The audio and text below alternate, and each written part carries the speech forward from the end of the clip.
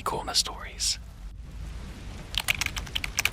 Hey folks, before we dive into tonight's stories, I want to give a huge thank you to Kieran Tibbetts and Lisa Collin for supporting the channel and being amazing members. So if you enjoy what you hear tonight, you're in the right place. Now, grab your headphones, turn off the lights, and let's step into another amazing night. Don't forget to subscribe, like, and comment below. What kind of story hits you the hardest? The ones that feel too real, or the ones that could actually happen to someone you know? I interviewed a vampire I met on a dark web forum. What he told me proves vampires aren't the monsters we should fear. Alright, so before anyone calls BS, I'm just gonna say this. I don't care if you believe me. I'm not here for karma. I'm here because I haven't slept right in months, and maybe writing this out will get it out of my head. I'm not gonna pretend to be some hacker or elite coder. I'm just a pretty average guy, early 20s, still living at home, doing freelance graphic design to scrape by while I figure out my life. I've always been into weird corners of the internet, those YouTube iceberg videos, deep web horror threads, creepypastas that sound just real enough to mess with your head. I was into all that, and that's how I ended up on the dark web. Now, people throw around that term like it's some neon-lit hacker movie with masks and binary code flying across the screen, but it's really not like that. All you need is Tor, a decent VPN, and a stomach for sketchy links. So I was browsing one night, like 2:43 a.m., dead of night kind of vibe. Had a cold McDonald's cheeseburger on my desk and a stale-ass Red Bull, just vibing, and I found this link on a hidden wiki page. It was dead plain, just a black background with white courier font that said, "The truth sleeps during the day. Come speak to the night. Nightshade." There wasn't even a button. You just clicked the text and it auto-redirected. It dumped me into a thread-based forum. Kinda looked like Reddit circa 2008, but stripped down and dim. Black background, dark red text, no profile pictures. The usernames were weird too. Stuff like Hemivore92 or 3 a.m. Thirst. I should have backed out, but the posts, man, they weren't like the usual hitman for hire or buy stolen Netflix accounts. Kinda BS. These were diaries, logs, people talking about blood cravings, hiding from sunlight, ways to fake death certificates, how to disappear your identity and re-emerge with new birth records. I know it sounds like a LARP, some kind of immersive vampire roleplay, but something felt off, like too off. There was this one post that stood out. The title was, "AMR, I'm 186 years old. Ask me anything." It was posted by a user named Chalice Dry and had over 3,000 comments. I clicked it, expecting trolling or edgy goth kid stuff, but the responses were disturbingly consistent, and not in the copy-paste wiki way. I'm talking about detailed replies to random questions like, "What was your favorite thing about the 1920s? And this guy replied with a vivid memory of a girl named Clara he danced with in New York, her hair smelling like perfume that went extinct in the 1950s. He mentioned a jazz club that doesn't exist anymore, and I googled it. He was right. It burned down in 1946. No way a kid would just know that. So I replied to him, not seriously at first, just messing around. "Hey man, if you're really 186, meet me on Discord. I'll buy you a virtual blood bag LMAO." He replied in under a minute. "Send your handle." I paused, like heart actually skipped. I didn't think he'd reply. I sent a throwaway I use for trolling crypto bros and watching weird NFT cult calls. He added me instantly. His profile pic? Just a blank circle. No status, no mutuals. He voice called me without typing anything. I didn't answer. Then he sent one message. If you don't want to hear what I know, that's fine. But don't come back later crying when the others find you first. The fuck did that mean? I answered the call. His voice was deep, like the kind of deep that feels like a bass line under your skin. Calm, smooth, like silk over a knife. We talked for 3 hours. He told me his name was Matthias, said he was turned in 1839 in a place he only called the Austrian Waste. He didn't call himself a vampire, though he said that was a Hollywood mistake. Said what he was didn't need a name. He described it like a disease, but not a virus, more like a choice, once offered, that rewrote you from the inside out. He told me about the people he'd seen die, whole towns disappearing overnight in the 1800s, blamed on cholera. He told me he doesn't sparkle, doesn't fly, doesn't turn into bats, but he does know the taste of every blood type and could tell mine through the mic just by the way I breathed. I laughed. He didn't. You're AB negative, rare, expensive, very old soul. I didn't even know my blood type. I checked the next day. He was right. That's when I asked him if I could interview him properly, recorded, maybe posted on YouTube as a deep web creep story. Something like, I talked to a real vampire. Here's what happened.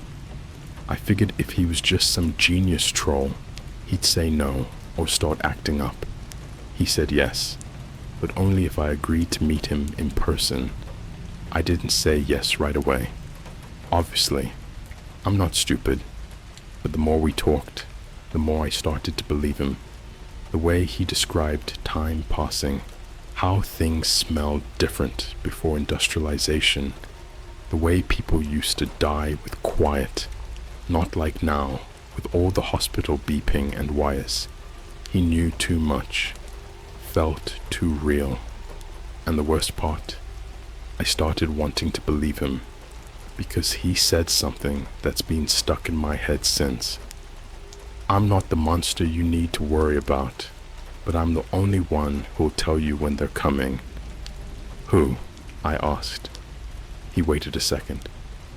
The ones who don't ask to drink your blood. We met in a Starbucks in downtown Chicago. Of all places, he picked it, said it was neutral ground. I showed up early. I was sweating through my hoodie, even though it was October and freezing. He showed up exactly at 3 p.m., walked right in wearing a black coat, scarf, gloves, looked like any normal guy in his 30s, clean cut, pale amber eyes. I wouldn't have looked twice. But then he sat across from me, took off one glove, and set it on the table. His fingernails were black, not painted, like charred, and when he smiled, I saw the tiniest flicker of something wrong behind his teeth, and he said calmly, "Before we begin, I need to ask you something." I nodded. "Do you believe in God?" I laughed nervously. "Not really." He leaned in and whispered, "Good, then you'll survive what I'm about to tell you." He didn't blink. When he asked me that question about God, didn't even twitch.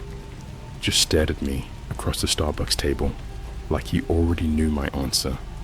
And when I told him no, that I wasn't religious, he exhaled, slow, relieved, like I'd passed some exam I never knew I was taking. And then he told me we couldn't talk there. He stood up, still calm, still polite, and said, "Walk with me. If they're already watching, we have to move." Watching? Who? I didn't even have time to ask. He already walked out the door, not fast, not hurried, just with this unnerving confidence that made people move around him. It was 3:07 p.m. Office workers flooding the sidewalks, cars honking, the city buzzing like a giant metal hive. But for some reason, the closer I got to him, the quieter everything felt. He didn't look back to check if I was following. He didn't have to. Somehow, he was certain I would. We walked 3 blocks in silence, past a McDonald's where a street preacher was yelling into a broken megaphone, past a Walgreens with a line stretching out the door, past office windows where exhausted employees stared blankly at screens like their souls had been siphoned out hours ago. Then he turned down an alley. Not a sketchy horror movie alley, just a normal service path between buildings, the kind you'd walk through in daylight without thinking twice. Except the moment I stepped in, the air shifted, the temperature changed, everything got heavy, like gravity was thicker here. He finally looked back. You feel it, don't you?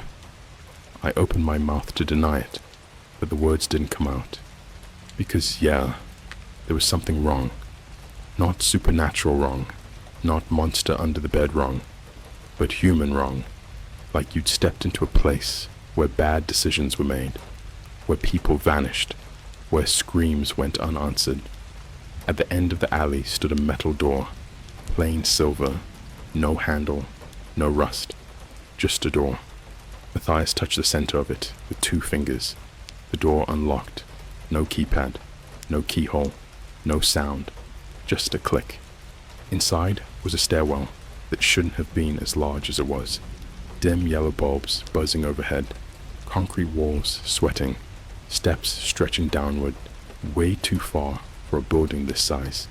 It felt like descending into the belly of something alive.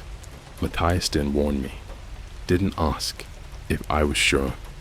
He just started walking down, and I followed, because something in him had this gravity that made no impossible. After maybe 3 minutes of descending, my sense of time got weird. He finally spoke. Before we reached the rooms, you need to understand something. I wasn't born like this. I wasn't chosen. I wasn't hunted. I joined. I stopped walking. Joined what? He smiled over his shoulder, the fluorescent light catching just enough of his face to reveal something I didn't notice before. Fine cracks along his jawline, so faint I thought my eyes were messing up. Like something beneath his skin was shifting, pressing. A hierarchy, he said. Older than cities, older than agriculture, older than humans. He took a few more steps. And every hierarchy has rules. We reached the bottom. Another metal door. Except this one was cold. Not refrigerator cold. Winter cemetery cold. My breath fogged in front of my face. I rubbed my arms, but it didn't help. It felt like the cold was crawling under my skin from the inside. Matthias put his hand on the door. Whatever you see here, don't speak. Don't ask. Don't react. You're only safe because you're with me. He looked me dead in the eyes. And don't look anyone in the face. Not directly. Not even for a second. Then he opened the door. The smell hit first. Not death. Not rot. Something worse. Something sterile. Like hospital disinfectant mixed with melted candle wax and metal. The air tasted like copper pennies pressed to your tongue. The room beyond wasn't one room at all. It was a long hallway, lit only by candles, hundreds, maybe thousands, all placed at even intervals along the walls. Each flame swayed, but not from any breeze. More like each candle was breathing. The hallway wasn't empty. People stood along the walls, or at least things shaped like people. All facing the same direction, perfectly still, hands clasped in front of them like statues. Their bodies were covered from head to toe in pearl linen cloth. No openings, no faces, no features. Human silhouettes with no humanity left. Matthias walked casually like it was a museum tour. "They're listeners," he whispered. "They hear everything we say, everything we remember, everything we fear." I swallowed so hard it hurt. "What do they do with it?" I whispered back. He didn't answer. One of the linen-wrapped figures twitched. Not a full movement, just a tiny tilt of the head, like it was smelling me. I stepped back. Matthias grabbed my wrist, lightly, but firm enough to root me in place. "If you run, they'll follow. And if they follow, I can't stop them." We kept walking. The candles seemed to dim as we progressed. The air thickened with a pressure that made it hard to breathe, like the hallway was squeezing us. More figures lined the walls, some taller than normal humans, some shorter, some with limbs too long, some with shoulders too broad. All silent, all listening. Then we reached the final doorway. Matthias stopped. "This is where you'll ask your questions." He opened the door. The room inside was small, round, completely white, floor, ceiling, walls. A single wooden chair sat in the center, facing a dark glass panel embedded into the far wall like a one-way mirror. Matthias nodded to the chair. "Sit." I sat. He stayed standing behind me. The glass panel flickered, like someone turned on a light behind it. And then I realized it wasn't glass at all. It was a window. There was someone on the other side, a silhouette, motionless, watching me. I looked away instinctively, remembering his warning. The silhouette moved closer, slowly, smoothly, almost gliding. And then a voice came through a small speaker above the window. Not a growl, not a hiss, just a voice, calm, measured, wrong. "You brought him." Matthias spoke behind me. "He wants to know the truth," the voice responded. "Then let him hear it." There was a long pause. Then, "Human, tell me the first time you felt watched." I froze, because deep down, I knew the answer instantly. And it wasn't here. It wasn't the dark web. It wasn't meeting Matthias. It was something from years ago. Something I'd buried and forgotten and never connected until now. I opened my mouth to speak, and the silhouette on the other side of the window leaned forward, just enough for me to see that its face wasn't a face at all, just darkness, shifting, pulsing, almost alive. Matthias whispered in my ear, "Don't look at it." But I already had, and when I looked away, heart hammering, breath shaking, I saw the linen-wrapped figures in the hallway starting to move toward the door. Slow, silent, awakening. The voice spoke again. "Good. Now we can begin." And the lights went out. The lights didn't snap off. They bled out, like someone had stabbed the room, and the light was leaking into the floor. First the corners went black, then the walls, then the chair beneath me, until all that was left was the red pulsing outline of the glass panel in front of me, like a heartbeat, and the silhouette behind it, gone, but I knew it hadn't left. It had moved, closer, somewhere else now, somewhere wrong. I sat frozen in that wooden chair, skin crawling so violently it felt like it was peeling itself off my bones. I could hear Matthias breathing behind me, steady and even, like he'd done this before, like this was routine. I opened my mouth to speak, to whisper something, anything, but then the air changed. The silence cracked. You ever feel sound in your teeth? Like the way a bass drop in a concert shakes your bones. Imagine that, but reversed. Like the silence itself was vibrating inward, imploding. Then the voice spoke again, not from the speaker, from inside the room. "Do you remember your mother's face?" I turned. There was someone standing beside me. Not Matthias. Not human. I didn't see them walk in. Didn't hear a door. They were just there, inches from my right side. Still. Quiet. No eyes. No mouth. No features. Just the impression of a person, like a silhouette burned into your retina after staring into a bulb too long. Outlined in nothing, but so vividly real, my brain couldn't decide if I should scream, or vomit, or drop dead. "Do you remember her smile?" it asked again. I opened my mouth, and I smelled it. Burning hair, charcoal, melted skin. I shouldn't know that smell, but I did, because suddenly I was back there, not in the chair, not in that room, but home. Except it wasn't home. It was my childhood bedroom. The wallpaper was peeling. My Minecraft posters were still up. And there, on the bed, was me, 9 years old, staring at the ceiling, eyes wide open, and beside the bed stood my mother. Only she wasn't right. Her head lolled too far to one side. Her hands were backwards, like she'd been put back together wrong.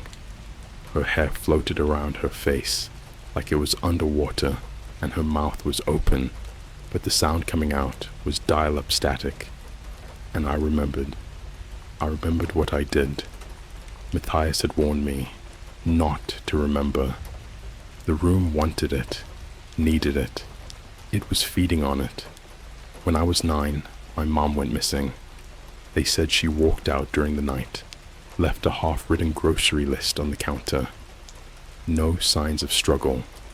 Just gone. I never told anyone what happened that night, because I couldn't, because it wasn't possible. But now the memory was tearing itself back through my skull. That night, I woke up to her humming, standing at the foot of my bed, holding a candle, smiling too wide, and in her other hand, she held a face, not a mask, a face, peeled, still wet.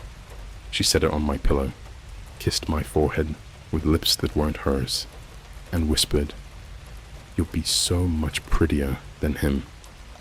And then she walked out the door and never came back. I told myself it was a dream, but I woke up with blood on my hands, and my pillow smelled like copper.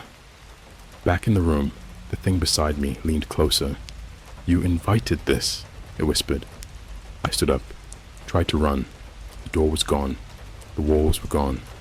I was in a forest now, a forest made of bone. Every tree trunk was a spine. Every leaf was a withered fingernail. The sky pulsed red like the inside of an eyelid, and hanging from the branches, people not dead. Worse, they were trapped in loops, replaying the moment they snapped. I saw a girl reliving the second she drowned her baby brother in a bathtub. A man shoving a knife into his wife, over and over, mouthing, "You said you loved me," through a throat he'd already slit. And every one of them made eye contact with me, begged me without speaking, begged me to help, begged me to join.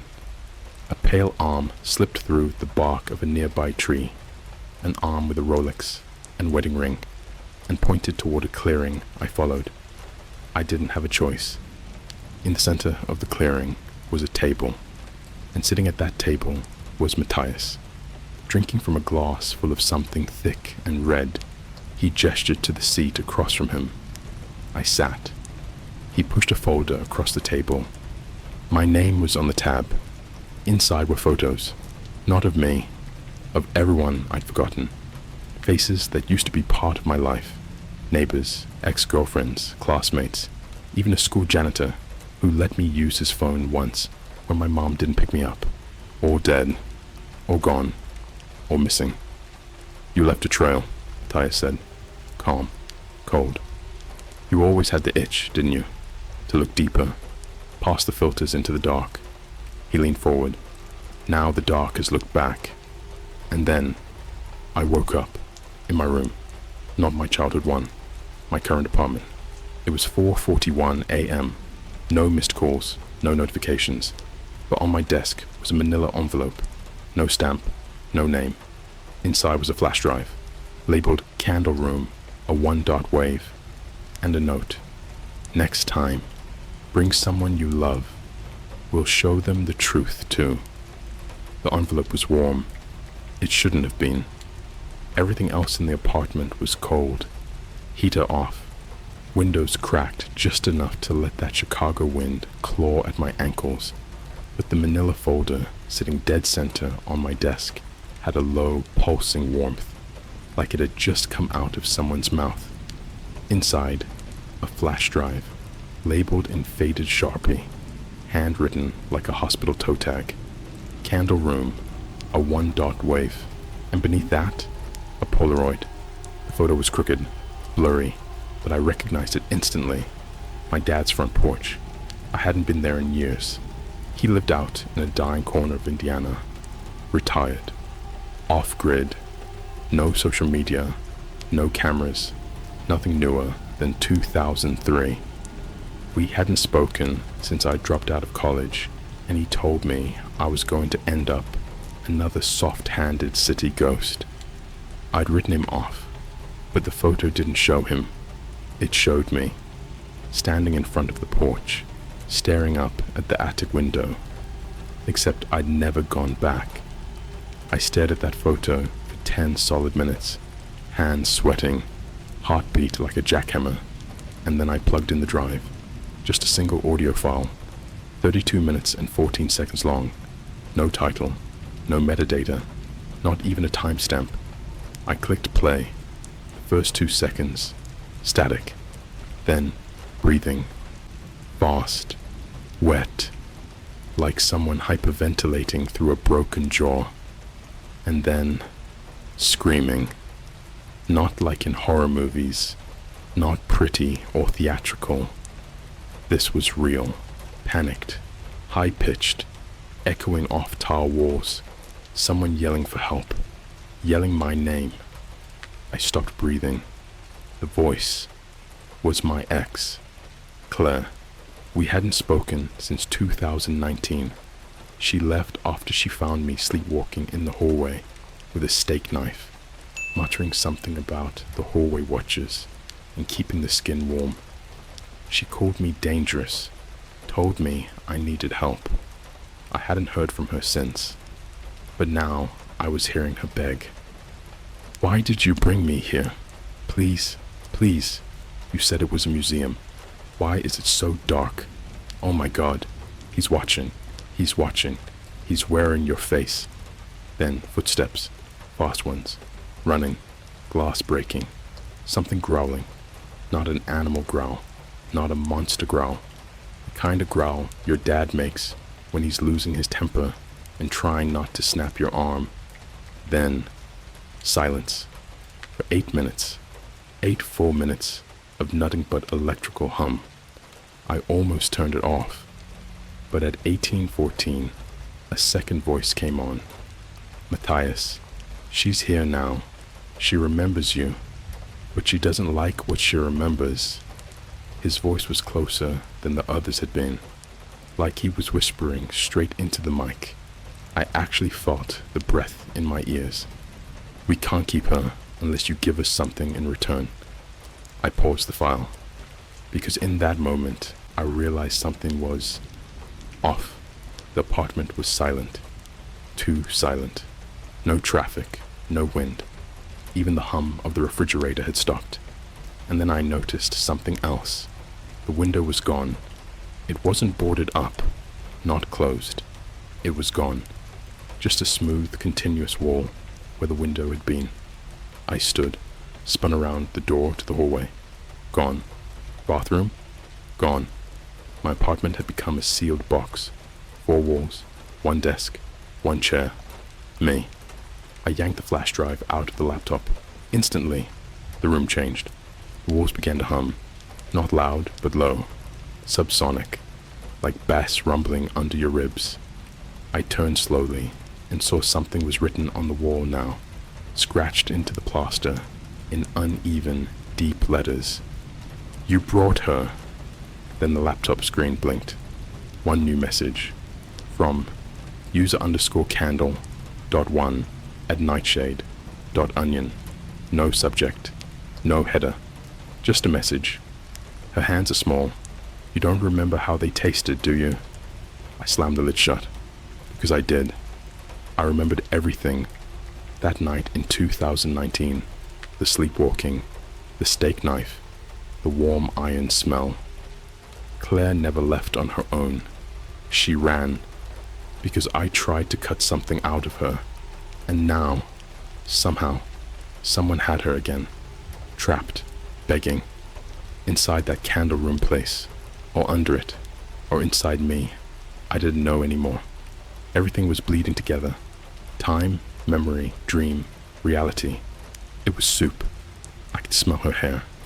I could hear her voice behind the walls. And I knew what I had to do. I had to go back. It took 3 days to find the entrance again. I drove past the alley 7 times before it revealed itself. And yes, I said revealed. Because it wasn't there at first. It physically didn't exist. Then at 3:03 a.m. on the 3rd night, the alley was back. Same metal door, same absence of handle. But this time, I didn't need Matthias to open it. It opened for me. Down the stairs again. They felt longer this time. Each step was soft, like I was walking on lungs.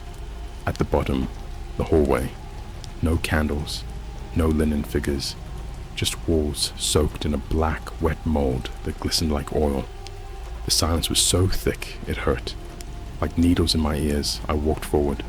No footsteps, no sound, just breath. And then I heard her.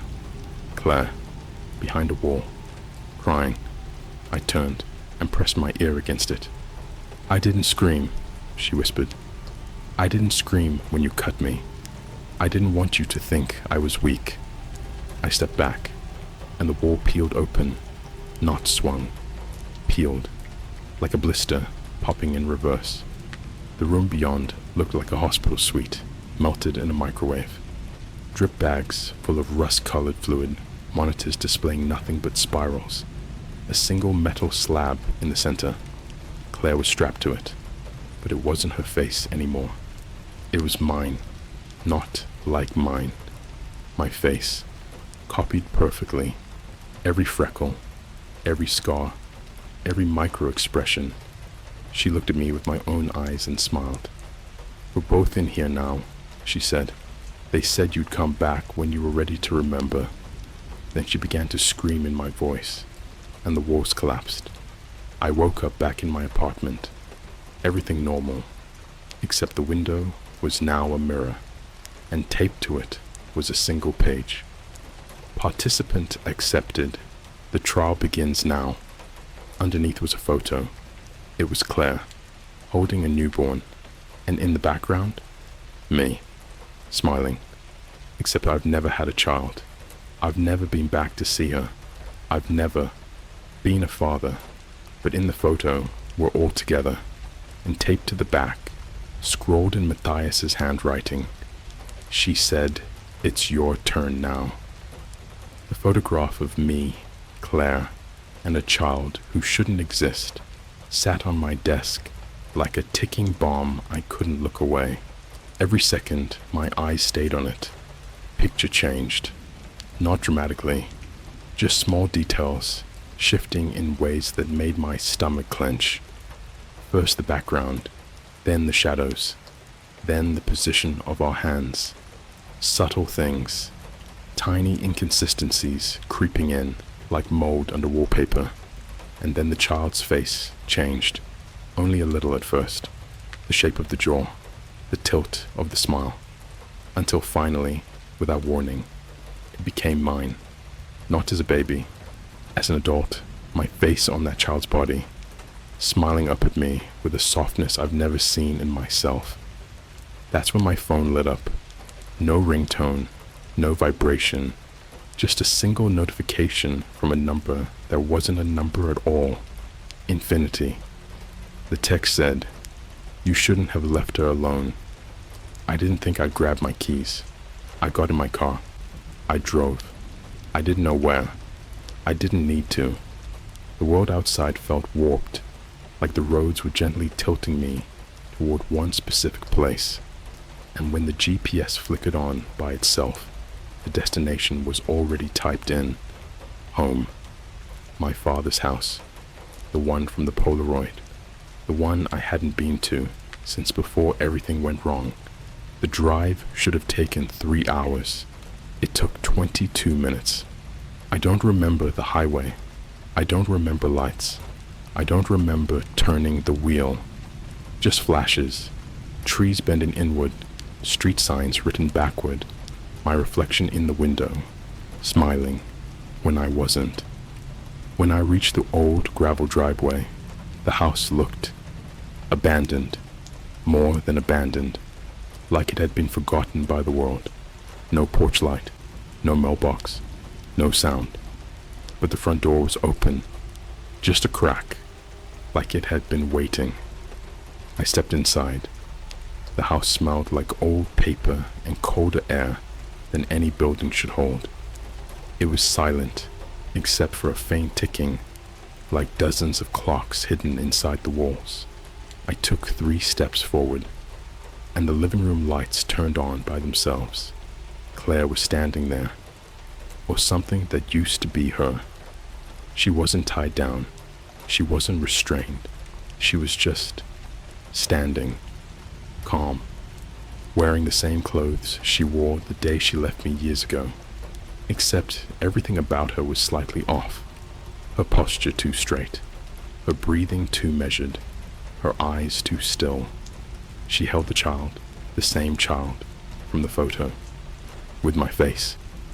They both looked at me like I'd shown up late. "You're home," Claire said softly. Her voice didn't echo right. The air swallowed the sound before it reached the corners of the room. I stepped backward. She stepped forward. The child reached toward me with a hand too small for its age. "You promised you'd help us," it said in a voice that wasn't mine, but knew mine. I whispered, "I didn't promise anything." Claire tilted her head, and the air around her shimmered. The same ripple effect I'd seen in the candle room. "You did. You just don't remember when." Then the lights flickered. Not off. Sideways. The room bent like it was made of paper. Walls folding inward. Ceiling stretching upward. Floor sliding under my feet like wet sand. The furniture didn't move, but the space around it twisted into angles that shouldn't exist. And with a soft rustle, Matthias stepped into the doorway behind me, calm, white-eyed, hands clasped behind his back, like this was a lecture hall. "He's ready," he said to them, but he was looking at me. "You're going to listen, now.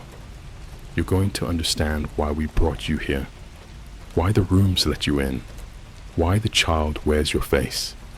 I tried to run. I tried the door. It's sealed shut." My father's voice came from the walls, not from one point, from everywhere. "You saw something you weren't supposed to see when you were young." Matthias nodded, pleased. "Yes, the first time you woke up in the hallway, the first time you felt someone watching you. Do you remember who it was?" I shook my head, but my memory didn't. Suddenly, I was 9 again, standing outside my room, holding a candle, watching my mother sleep, watching the shadows crawl across her face, even though the candlelight wasn't moving, watching something behind her, something that wasn't a shadow, something leaning over her, feeding, not on her body, on her memory. And when it noticed me, it smiled. It had no face, but it smiled. Back in the living room, Claire stepped close enough that I could feel her breath on my neck. "They didn't choose you," she whispered. "They found you already open." Matthias nodded. "You were marked before you were old enough to understand what you saw. We don't make monsters. We follow them." The child giggled. A quiet, broken giggle that sounded like my childhood laugh replayed through a rusted speaker. "You were the first to come back," it said, "so now you get to remember for all of us." Then the house began dissolving, not burning, not crumbling, dissolving, like everything was made of wet paper and too many hands were pulling it apart. The walls melted into the candle room. The floor became the hallway of linen figures. The ceiling opened into a sky made of screaming static. Claire, Matthias, the child, they all stepped back into the dark. Matthias bowed his head, almost respectfully. "You wanted the truth. Now you'll carry it." And the listeners stepped forward. Their linen wrappings pulsed, their arms unfolded, their heads tilted toward me in perfect, unnatural synchrony.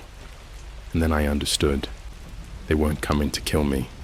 They were coming to record me every memory, every fear, every wrong thing I'd ever seen or done. They wanted a witness. They wanted me. So I did the only thing I could. I closed my eyes, and they touched me. I woke up 2 days ago, back in my apartment. Everything normal, except every mirror now shows a different version of me. Older, younger, smiling, weeping, bruised, clean, filthy, furious, sleeping. No reflection ever repeats. No reflection ever matches me. And every night at 3:03 a.m., someone knocks on my door. 3 times soft, patient, same rhythm every time. I don't open it, because I know what's waiting there. Not a monster, not a ghost, not a vampire. Something worse, something that remembers me, something that wants me back. And last night, taped to the door, I found a new envelope. Inside, a photo of me, sleeping, taken from inside the room.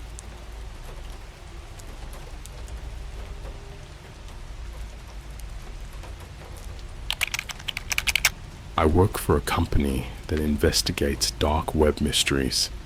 One of our clients vanished after entering a location that looks like the back rooms. What's up, guys? I don't even know why I'm posting this, honestly. I just need someone to hear this. Not for clout, not for likes. I don't want to go viral. I want to stay breathing. But if anything happens to me after this goes up, anything weird, at least there's a record of it. So here goes. I work for a company based out of Chicago called Duskcore.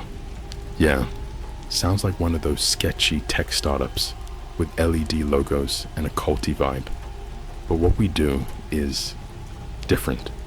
We're not in cybersecurity or IT. We're something in between digital forensics and private investigation. Our clients don't come to us for firewalls. They come when they've seen something online that shouldn't exist, stuff that's not supposed to be found. Most of it's just trolling, shock sites, clickbait rabbit holes, kids on Reddit trying to scare their friends.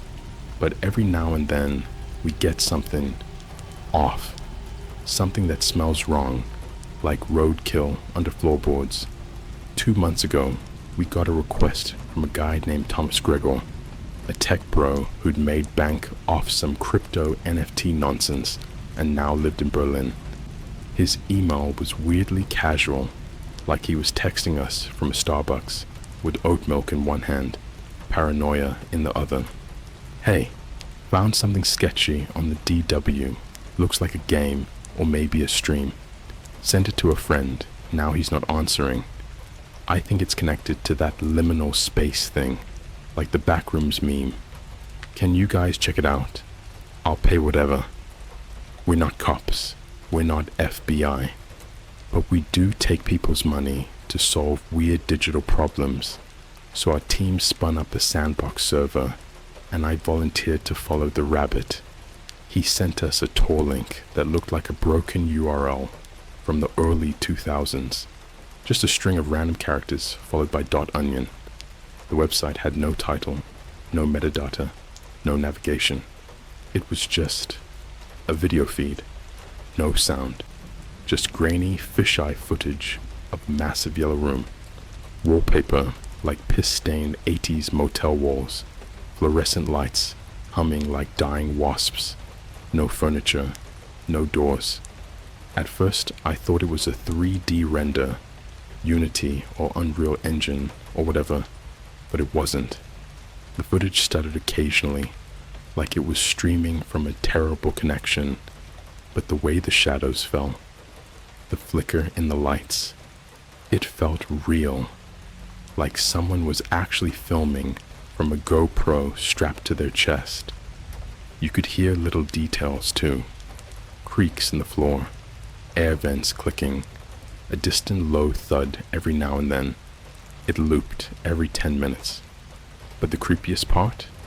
At exactly 3 minutes and 12 seconds into the loop, something moved in the far background, just the edge of a hallway, a figure darting past in one frame, too fast to get a good look. But it was there. Thomas had marked the timestamp in his message. I clicked pause, rewound, watched it again and again. Same shadow, same flash of movement. That's when I noticed the chat. Yeah, a chat box. I don't know how I've missed it at first. It was embedded at the bottom of the stream, like an old school Twitch sidebar. Just black background, white courier font. But the usernames were odd. Strings of numbers, hexadecimal stuff. No avatars, no timestamps. Most of the messages were short. He's close now. Don't stop walking. If you hear the tone, you gotta hide. Not your hallway, not your rules. Watch 312. And one that just said, he's in there with it. I should have backed out then. Killed the connection, done the usual write-up and moved on. But I didn't. Because something changed. The 5th time I watched the loop, the camera moved. Like, really moved. The camera operator turned a corner. That had never happened in the previous loops. I know, because I time-stamped it. My heart dropped into my stomach like a stone. The moment the camera turned the corner, the screen went static. Then the stream ended. Just a black screen and a blinking cursor. And then a new message appeared in the chat. But it wasn't from a string of numbers this time. It said, Thomas is gone.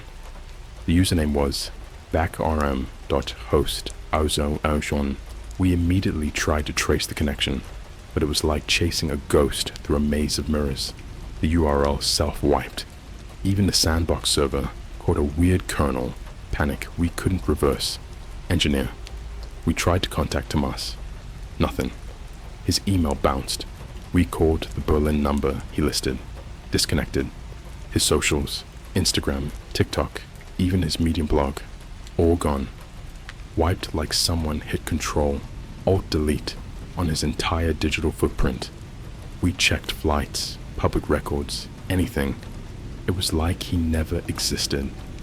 Only thing left, a single Dropbox file he'd shared with us at the beginning, still sitting in our shared folder. The file name was floorplan-0-A-VER2.png. It was a black and yellow floor plan, stylized, like someone had taken a real architectural blueprint and stretched it into an M.C. Escher painting.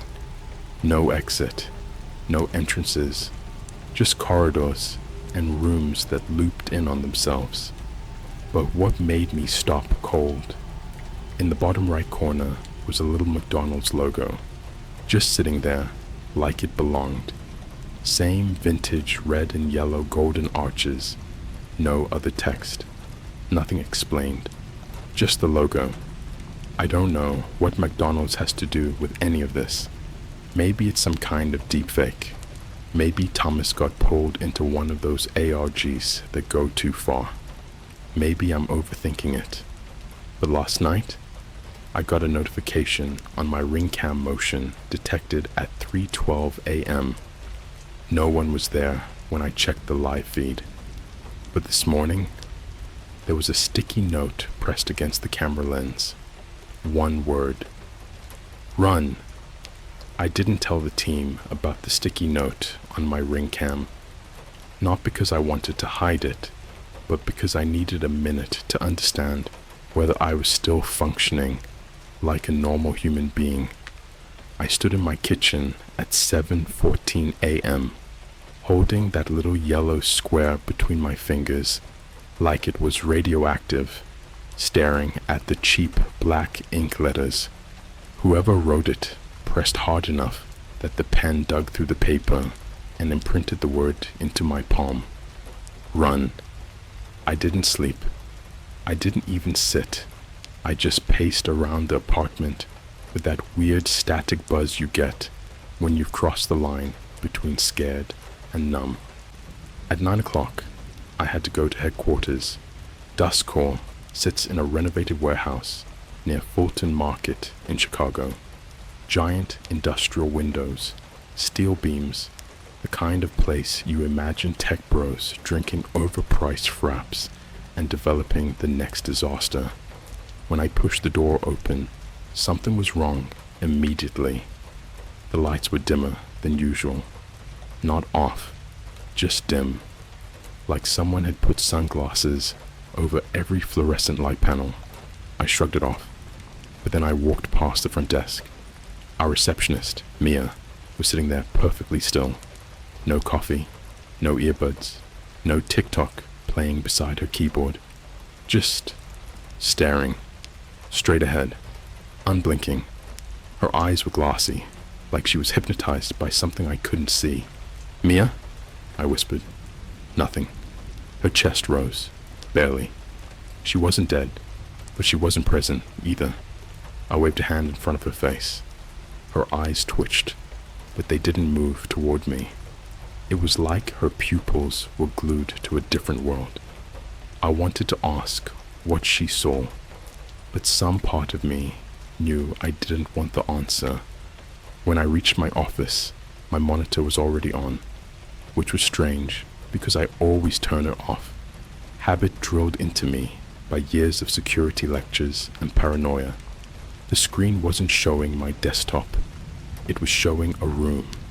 Not yellow, not buzzing, not the same as the footage Thomas sent. This room was white, too white, the kind of white that almost hurts to look at, like fresh snow under sunlight. The walls were perfectly smooth, with no seams, no shadows, nothing to suggest texture or depth. Dead center in the frame stood a hospital gurney, but not a normal one. The legs were too thin, almost spindly, like someone redesigned a medical bed from memory after forgetting what humans look like. There were straps on it, black, dangling over the sides, swaying slightly, as if someone had just walked by. But the worst thing, there were footprints on the floor. Bare footprints, leading towards the gurney, but none leading away. I swallowed hard and reached for my mouse. The screen glitched, and a chat box appeared in the bottom corner. Same style as the dark web stream, except now the font was white on transparent glass blue, like an early Windows 7 overlay. A message popped in instantly. Wrong hallway today. I froze. Another message. You shouldn't have watched the loop so many times. Then, it sees familiar faces more easily. I tried to close the window. Of course, it didn't work. I unplugged the entire PC tower. The screen stayed on. Everything inside me locked up. My lungs, my legs, even my heartbeat felt like it skipped. Then the feed moved. Not like someone picked up the camera. More like the camera itself floated down the hall, smooth and silent, toward a doorway that hadn't existed a second ago.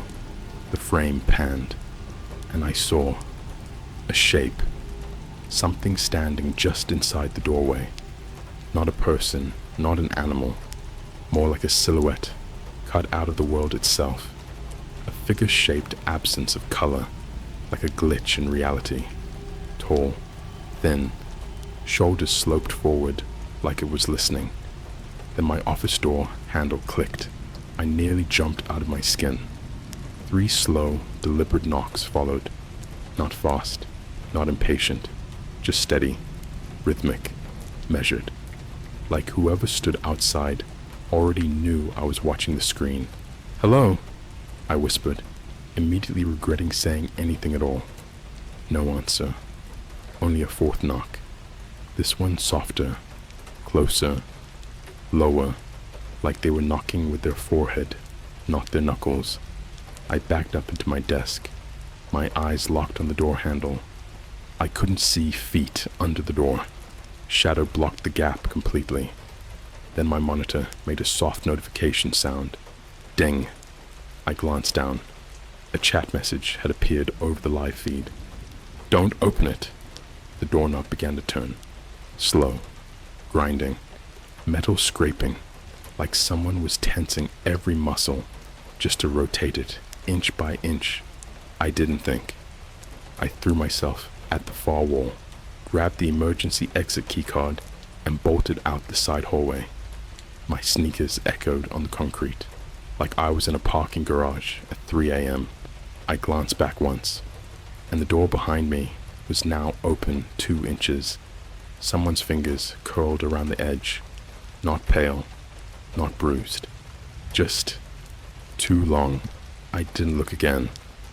I pushed through the stairwell door and flew down the steps until my chest burned and my vision tunneled. By the time I hit the ground floor and sprinted outside, the morning light felt wrong. Too bright, too warm, like the world was pretending nothing happened. But it followed me. Not the figure, not the knocking, something quieter. When I finally took a breath and reached the sidewalk, my phone buzzed. Unknown number. 1 text message. Just 1. "You took the wrong exit." Another. "Check your camera." I staggered back against a brick wall, dread sinking into my bones like cold water. My hand shook as I opened the Ring cam app. The feed loaded. At first, everything looked normal. My apartment door, the welcome mat, the hallway. Then the figure stepped into frame. Only half visible. Only for a second. But enough. It was standing too close to the camera. Way too close. Only its mouth was in view. Too wide. Too still. Like someone drew the idea of a smile without understanding how muscles work. No lips.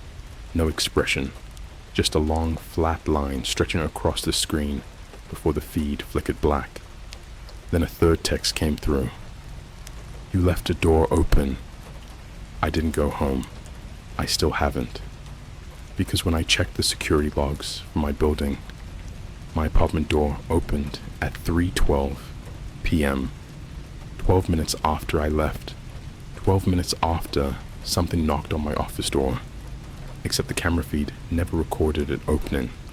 No motion detected. No footage. Just the log. A door opened by something that doesn't make noise when it enters places. And the last message? It came after midnight. No number. No sender. Just a screen-wide notification that popped up even while my phone was in airplane mode. "You're walking the wrong hallway now." I don't know where the right hallway is, and I'm starting to worry I don't know where I am anymore. I've been hiding in a hotel on the outskirts of Chicago for 3 nights now. One of those cheap chain places with the same bland wall art in every room. The kind where the hallways feel too narrow and the carpet smells like someone spilled bleach over something they didn't want housekeeping to discover. I picked this place because it's anonymous, forgettable, the kind of building people drive past without seeing. But I've realized something. The thing I'm running from doesn't care where I hide. It only cares where I look. And last night, I looked somewhere I shouldn't have. The PNG file that changed while I wasn't looking. I finally opened the old Dropbox link from Thomas again. The file was still there. Same name. Floor plan dash 0 dash dash ver2.png. The thumbnail had changed. Originally, it looked like a rough floor plan. Now the thumbnail showed nothing. Just a black square. No details, no borders, not even pixels. Pure emptiness. My pulse spiked, but curiosity cracked through the fear like a hammer through thin ice. I clicked it. The screen went white. Not the image, my entire monitor, for a full minute. Then the file loaded, and what I saw wasn't a floor plan. It was a photograph of a hallway. Not yellow, not white.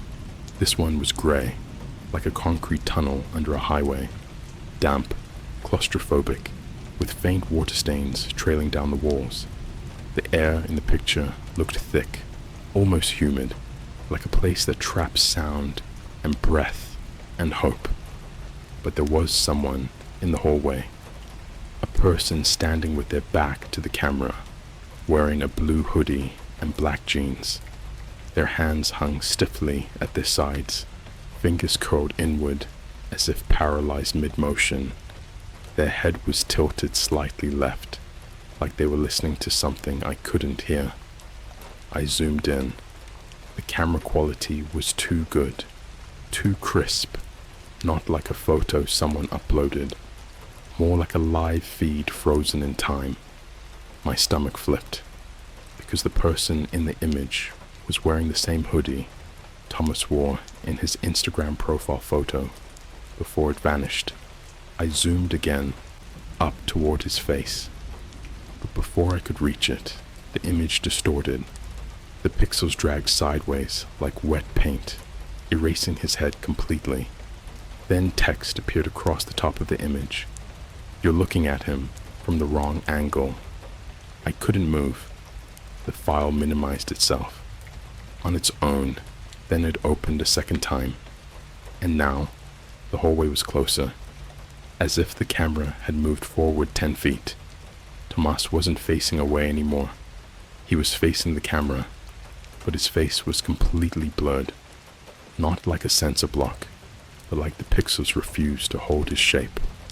They crawled around his features like they were alive. Then the audio turned on. I hadn't even known the image had audio.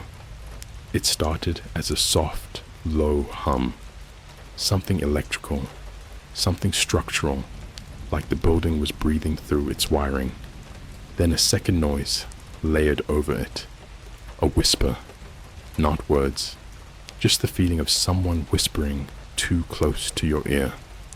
The kind of whisper that makes the fine hairs on your neck stand straight up. Then a third sound. Footsteps. Not from the speakers. From the hallway outside my hotel room. Slow ones. Heavy. Measured. Pausing between each step, like whoever was walking was listening for my breathing. I turned off the speakers. The footsteps continued. I muted the entire laptop. Still there. Right outside my door. And the file kept changing. The hallway image zoomed in again, but this time, not smoothly. It jerked forward in violent jumps, like something crawling toward the camera in spasms. Then the entire screen went black, except for one line of text. Don't open your door yet. It's not done looking for you. I stared at my hotel door. The footsteps had stopped. Silence. Total. Void. Then, a single knock. Not on the door. On the window. I'm on the 4th floor.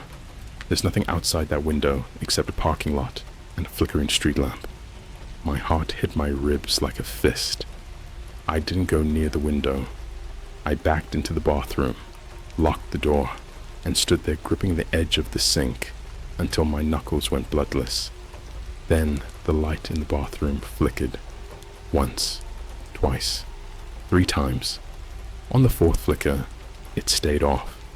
The darkness in that bathroom didn't feel empty. It felt occupied. I scrambled for my phone and, without thinking, opened the PNG file again, like a child using a nightlight against the dark only. Now the image wasn't a hallway. It was my hotel room, the exact angle from above my bed, as if a camera were bolted into the ceiling, watching. The sheets were messy. The curtains were half drawn. My laptop sat open on the mattress, and in the corner of the room, beside the air conditioner, a shadow stood, not shaped like a person, too tall, too bent, like it had grown in the wrong direction and was still learning how to stand. While I stared at the image, I heard something scrape outside the bathroom door, something dragging lightly across the carpet, slow, rhythmic, searching. Then the photo updated. Not the file. The actual photo updated, like a live feed refreshing. In the new version, the shadow was closer to the bathroom door, and the text across the top said, "Why did you bring it with you?" I swallowed the scream that rose in my throat like bile. My phone buzzed. A new message. No number. Just a sender name. Backram dot. Host. 00001. The same user who wrote, "Thomas is gone." This time, the message said, "It doesn't follow people, it follows attention." Another message. "You should have never zoomed in." I didn't sleep. After the hallway photograph showed my hotel room, I didn't move. I just sat in the bathtub with the shower curtain drawn, fully clothed, holding the laptop like a lifeline I knew would eventually drag me into something I couldn't come back from. And all night, the file kept shifting, not just updating, morphing. It went from static images to motion, short, silent clips. The hallway, my hotel room, my office, a Starbucks bathroom I recognized from 2 days ago. And in every clip, something else moved in the corners of the frame, sometimes on all fours, sometimes upright, sometimes flickering, like it didn't know what shape it was supposed to be, but it was never the same twice. It was as if the thing was learning, testing what version of itself disturbed me the most. Each version closer, each clip longer, each one ending with my own name typed across the screen, slowly, as if the keyboard was sticky with something old and rotting. ALEX, you're getting clearer. So am I. I left the hotel at sunrise. Not because I thought it was safe, but because staying felt like agreeing with it. You know that feeling when you wake up in a panic and swear someone's been watching you sleep? That moment of horrible certainty that you're being observed by something patient. It doesn't go away anymore. Not for me. I booked a one-way flight to Berlin, the Thomas lead. It had to mean something. He vanished there. His apartment, his friends, even the Airbnb reviews he left, all gone scrubbed. I needed answers, or I needed to die trying. At that point, either option sounded like silence, and that was enough. Berlin, Germany, 0414. Local time. I landed at Tegel in the dead of night. No plan, no luggage, just the clothes on my back and a power bank. Thomas's last known GPS ping had come from a luxury high-rise in Mitte. Tech bro money. The kind of place where the lobbies smell like eucalyptus and the elevators have facial recognition. But the front door was sealed shut, glass doors covered in paper, like the building was under renovation. I walked around the back. Every service entrance had motion lights, all off. The alley behind the building was too narrow for cars, littered with soggy cigarette packs and a dead pigeon. The smell hit first. Mold, wet cement, and something else. Rotting plastic. I found the maintenance door by accident, hidden behind a pile of discarded wooden pallets. When I touched the handle, It was warm, like someone had just let go of it. When it opened without resistance, I knew I had already made the worst decision of my life. The elevator that shouldn't move. The maintenance hallway was narrower than it should have been. No noise, no echoes, just that thick industrial silence of a building that wants to be forgotten. The elevator at the end didn't match the others in the building. It had no buttons, no lights, no floor indicator, just a card reader. I didn't have a card, but my phone vibrated the second I stepped inside. A new text, no number. You don't need a card if it already knows where you're going. And the door shut behind me with no input. The elevator moved, but not like a normal lift. There was no gravity shift, no cable noise, no hum, just vibration, like something biological, something humming through flesh and concrete. I started to count seconds, trying to measure how long it descended. I stopped counting at 4 minutes and 17 seconds, not because the ride ended, because I started hearing voices, not from a speaker, from inside the walls, low whispers, echoes. Some were mine, some were Thomas, some weren't speaking a language I understood. They were all wrong, too close, too eager. When the doors opened, I was no longer underground or above ground. I was in a hallway, a long, endless one, wallpapered, yellow, like the first video Thomas sent, but not quite, because this one breathed. I don't know how else to say it. The floor pulsed under my feet like muscle. The wallpaper shimmered with moisture, like skin doused in sweat. The lights didn't buzz. They gurgled, softly, like they were dying of thirst. And all along the hallway walls were handprints, small, faint, some upside down, and some burned in, not smears, not stains, burns, like someone had pressed their palms flat against the walls and begged not to be taken. The room with no corners. I wandered the halls until I stopped recognizing my own breathing. The place rearranged itself. I swear it did. I'd turn left and find myself at a dead end, turn around, and now there'd be 2 hallways where one had been.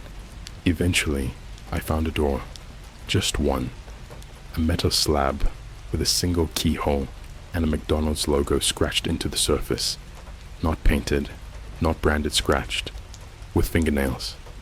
I didn't open it, because something was breathing on the other side, and it was waiting. Thomas was still alive. I saw him, not in the flesh, but on a monitor mounted in the ceiling like a hospital TV. A grainy, flickering feed showing a small grey room with no corners, just a padded floor that curved up into padded walls, into a padded ceiling, in a perfect loop. And in the center of the room, Thomas was sitting rocking, muttering something under his breath, over and over and over. His mouth never closed, his eyes never blinked. I wrote it down. What he said, "It's not a place." I tried to call his name. The monitor went black, then showed my bathroom again, the one I hid in back in Chicago. Only this time, the shower curtain was open, and someone else was in the tub, curled into a ball, wearing my clothes. But the face wasn't mine. It looked like someone had copied my face from memory, without quite understanding how skin worked.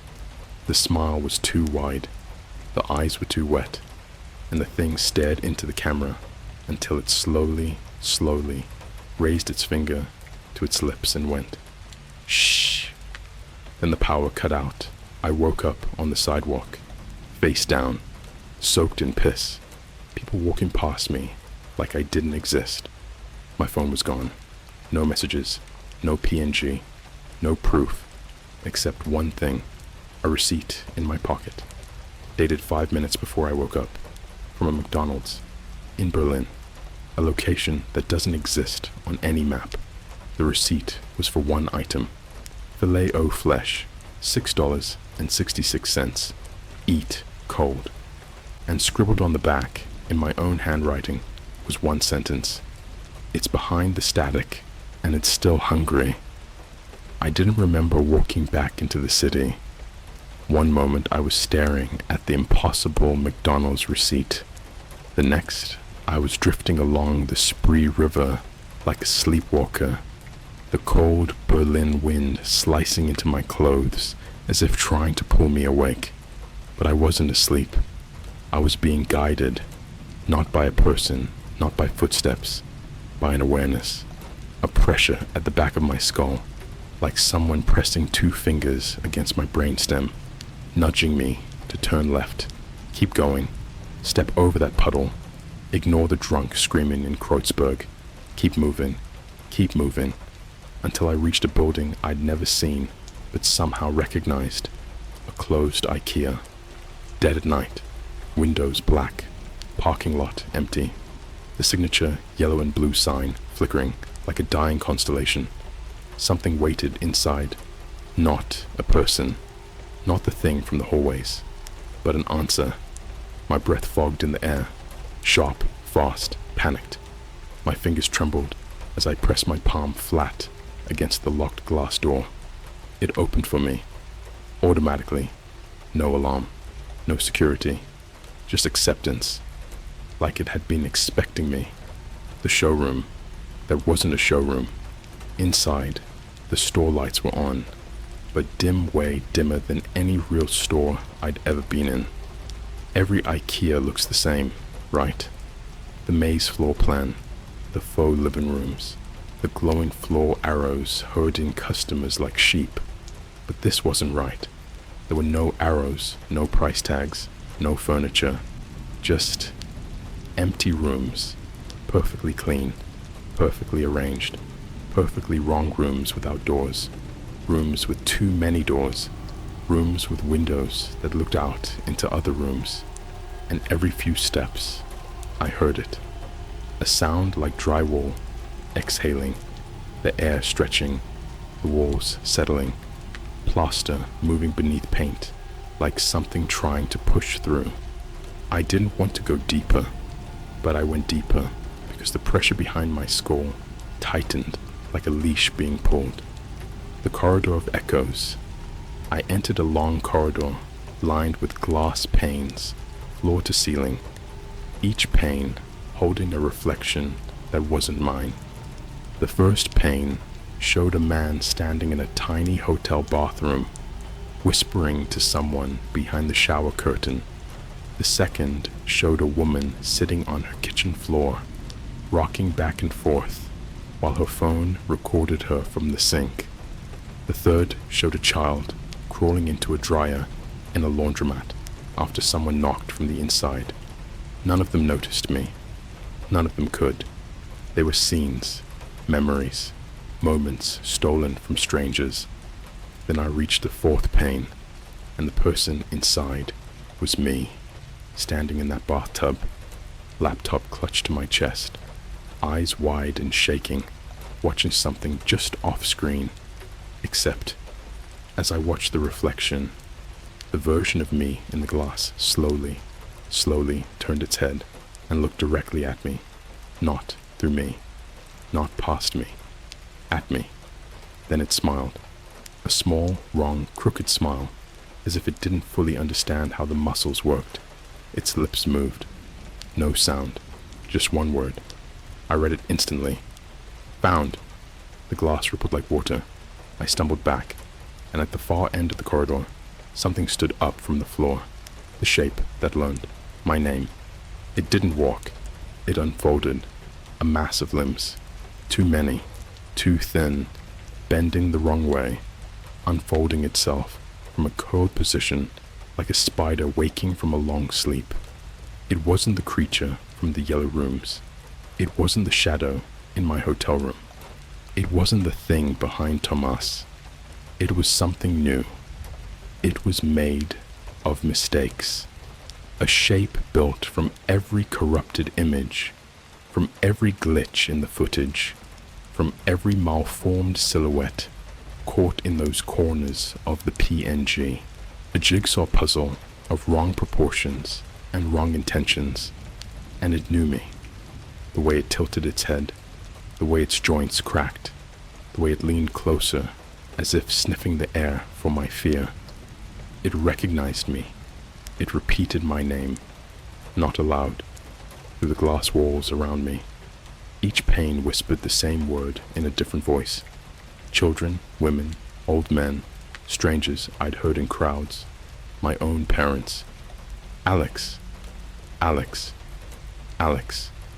Dozens of reflections mouthing my name as the creature crawled closer on its knuckles and knees like a marionette whose strings were pulled by something underground. The pressure behind my skull became unbearable. It forced me to walk forward toward the creature, toward the thing assembling itself from every fragment of horror I'd ever seen. My pulse synced with its movements. I couldn't blink, couldn't breathe, couldn't scream. The creature lifted its head, and with a slow, grotesque fluidity, it peeled back its face. Not skin, not muscle static.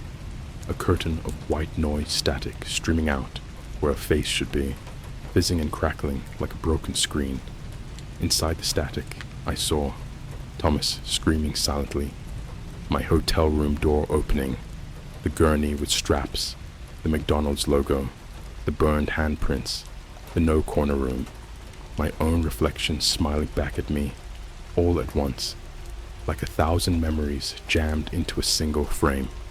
Then the static parted, and something white and wet and impossibly bright surged forward, not touching me, replacing me.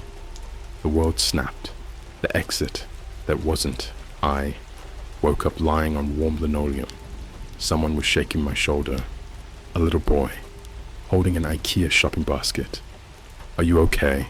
he asked in German accented English. I sat up. The store was full. Families, couples, kids screaming for ice cream, employees folding towels. Normal. Everything normal. The IKEA showroom looked exactly how an IKEA should look. Bright lights, floor arrows, furniture displays, the cafeteria smell of meatballs and cheap fries drifting through the air. Nothing wrong, except every person I could see had my face. Not copies, not masks. My face on dozens of bodies. Adults, teenagers, children, cashiers, babies in strollers. All wearing my expression, all mouthing the same word without sound. Found. I stood up, stumbling backward into a display couch.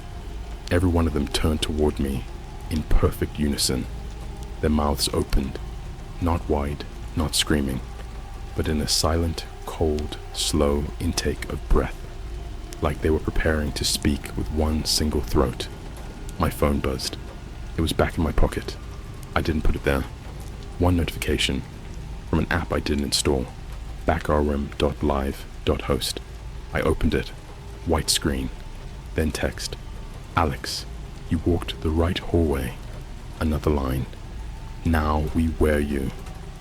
Then the static poured out of the phone. Not sound light. White, drowning light rising from the screen, expanding, filling my vision, burning through the showroom, through the reflections, through the bodies that weren't bodies, through every false face, every stolen identity, until everything was gone. I don't know where I am now. I'm typing this on a device that isn't a phone, on a keyboard that doesn't have letters, on a screen that doesn't glow unless I look away from it. I can hear walking behind me, soft, barefoot, many sets of feet, a chorus of breathing.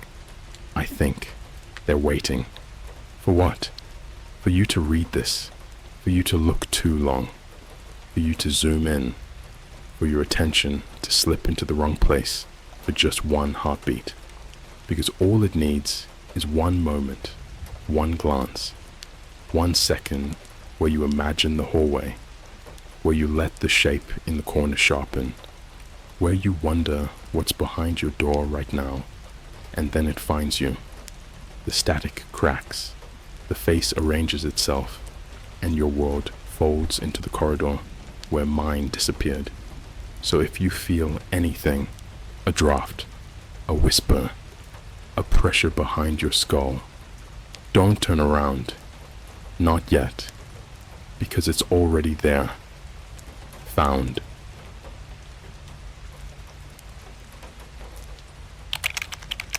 We boarded an abandoned dark web research facility. We didn't expect an alien species trapped inside. Alright, so this isn't a joke. This isn't a clickbait title I wish it was. I've never posted anything like this on Reddit before. I usually just lurk, watch horror animation channels like Here's My Story, or binge Luna's old videos with my AirPods in at 2 a.m. while doing literally nothing else. But what happened to me and my friends a couple months ago, it's been eating at me. And honestly, I'm scared it's not over. I still check my window at night. I still feel like something's following me when I walk home from class. So yeah, here goes. I'm just gonna tell it, like it happened, part 1, the night it started. My name's Jay. I go to a pretty average community college in Northern Virginia. I'm a computer science major, not because I'm some genius hacker or anything, but because I've always been decent at coding and tech stuff. I'm that guy people ask when their PC gets a weird pop-up or when the Wi-Fi won't connect. Nothing special. Anyway, it was around early September. That's when weird crap started. I was hanging out with my 2 closest friends, Max and Anthony. We were at Anthony's place. He's got this cool half-basement setup that feels like a gamer cave, LED lights, 2 monitors, and always smells like Monster Energy and barbecue-flavored hot Cheetos. You know the vibe. We were just vibing, scrolling through TikTok and Reddit on Anthony's Roku TV, while Max tried to get past some insane boss fight in Remnant 2. Then Anthony goes, "Yo, you guys ever been on the real dark web?" I rolled my eyes. "Bro, you mean like the Tor browser? That onion stuff? What, you trying to buy fake passports now?" He laughed, but then pulled out this weird-ass USB from a drawer, black, unmarked, not even a brand logo. He held it up like it was Excalibur. "Nah, man, I got this from Caleb." Now, here's the thing. Caleb was this dropout who used to hang with us at school. Tall, pale, always wore one of those long trench coats in 80-degree weather. He was into all kinds of cryptic underground junk. Bitcoin mining before it was cool, AI art before it exploded, hacking forums, weird audio distortion stuff. Kind of a mix between a genius and a psycho. Apparently, according to Anthony, Caleb sold him this USB for $50 and said it would let him see the internet under the internet. Not just marketplaces and shady message boards, but things you weren't supposed to access: government test servers, experimental sites, crawlers that hadn't been indexed since 2007. Of course, I told him it was probably malware, but Anthony plugged it into his laptop anyway. What popped up was this gray pixelated boot screen with no OS name. Just one option: enter Nephra.x. Nephra? That like Egyptian? Max asked. Anthony just shrugged and hit enter, and I swear to God, I felt the air in the room shift.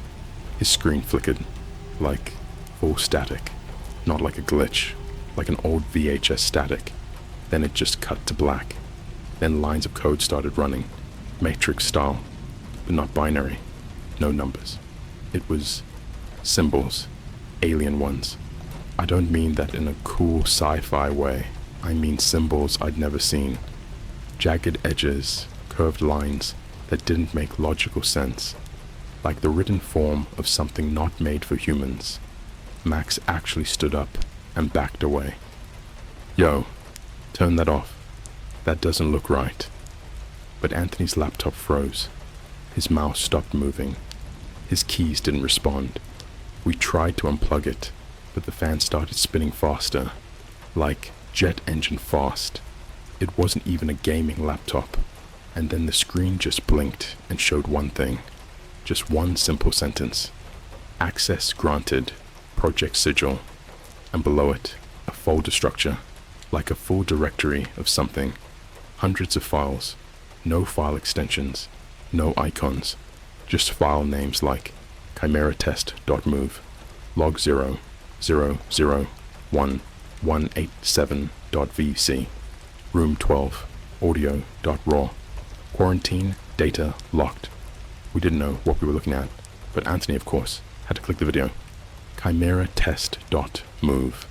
Classic curiosity killed the cat moment. The video opened in a grainy old media player, like something from Windows XP. It showed a security camera feed, black and white. Timestamp in the corner, May 17th, 2013. It was a room, cold, metal, like a morgue mixed with a NASA lab. You could see this thick glass wall with flickering lights behind it. On the other side was something moving. At first it looked like a person, but it wasn't. The limbs were wrong. Too long. One of the arms kept twitching. Its head looked like it had been split, and then put back together wrong, stitched from the inside out. Its skin shimmered, like oil on water. Then it turned, and looked right into the camera. Even though it was old footage, I swear the lights in Anthony's basement dimmed, right when its eyes lined up with ours. No, I'm not exaggerating. It was like something noticed us back. Through a dead file, we all just sat there frozen. Max whispered, "Yo, what the fuck is this, man?" And right then, the laptop died. Screen off. Total shutdown. The fan wheezed like it was choking. Anthony yanked the USB out and threw it across the room like it was gonna bite him. Nobody said anything for like 5 straight minutes. And then Anthony goes, "You guys wanna go there?" I blinked. "Go where?"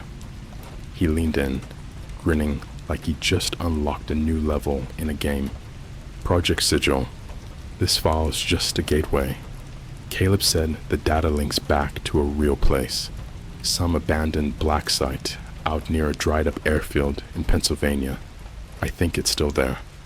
Max laughed. "You're out of your damn mind."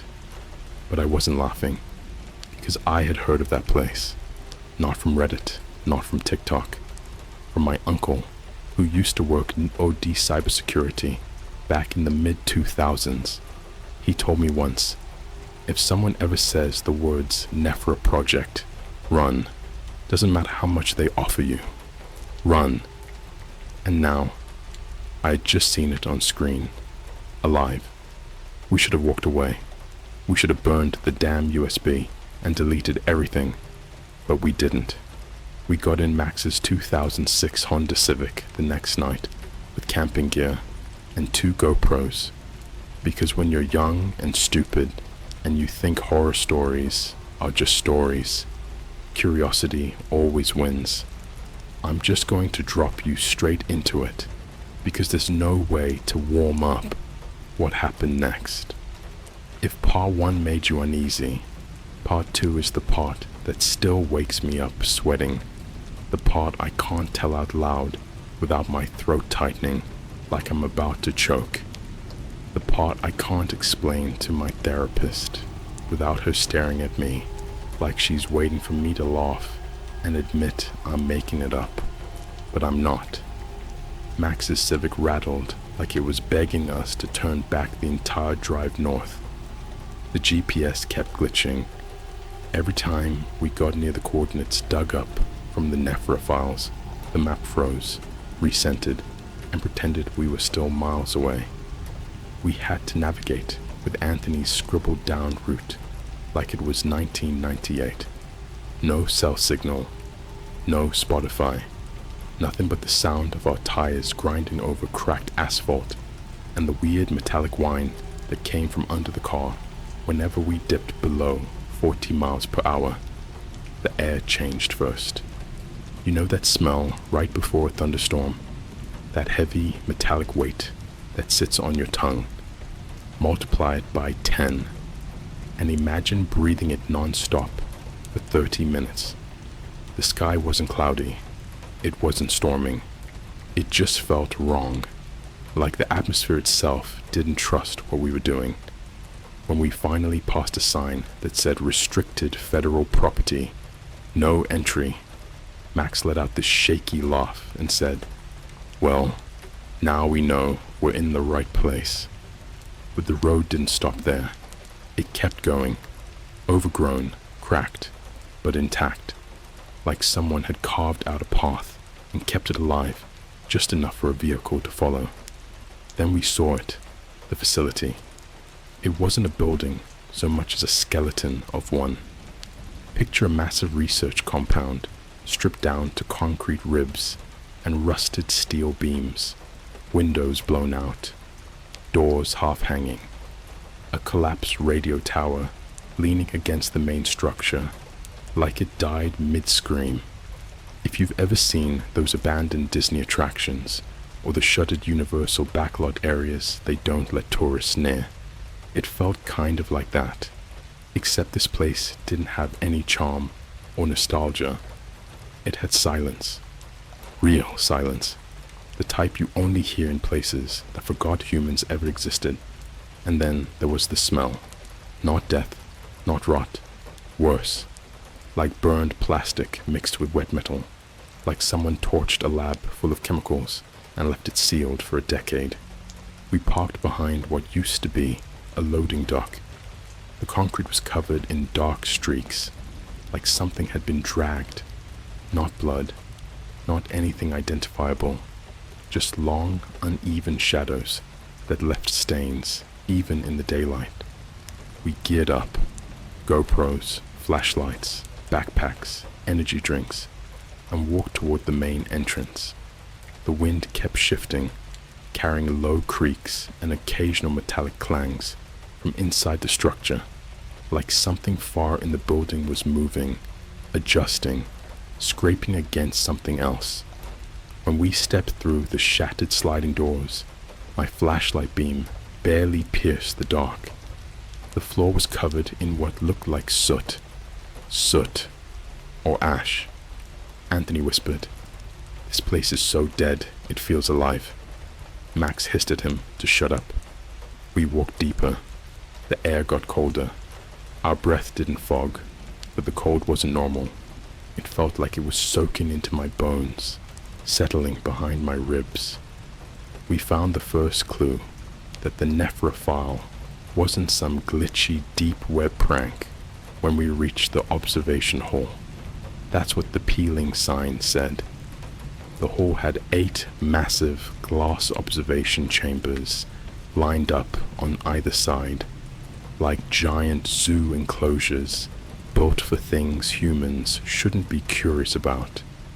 Every chamber was shattered from the inside. Every wall was scratched. Deep gouges, like metal claws, had been dragged along concrete, hard enough to bend rebar. And then we saw the drawings, crude markings smeared across the interior walls in some kind of chalky, pale substance. Symbols just like the ones on Anthony's laptop screen. Curved, jagged, no patterns that made sense. No alphabet. Some looked like instructions. Some looked like warnings. Some looked alive, like they were shifting when you didn't look straight at them. Max covered his mouth. "I thought this place closed in 2013, or whatever. This looks newer." He was right. The markings weren't faded. No dust, no aging, like they'd been drawn last week. We kept going, even though every survival instinct in me screamed that we needed to leave. Eventually, we reached the lower access lift. At first glance, it was just an old industrial elevator.